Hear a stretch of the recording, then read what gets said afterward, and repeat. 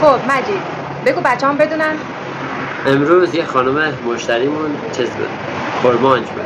خب اومده بود مغازه و فکر میکنم یکی از اقوامشون اومده بود خونهشون رو این تو خونهشون اینو دیده بود و مثلا اومده مهمونی و فلان مرا گفته بود که آقا یه پسر هست اینجا کرمانجه زنش افغانستانیه. اون گفته بود نه بابا اینجوری نیست فلان.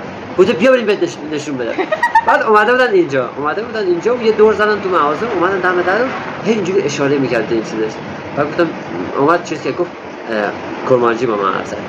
تا کرمانجه بجنوردیه. بعد گفتم بله.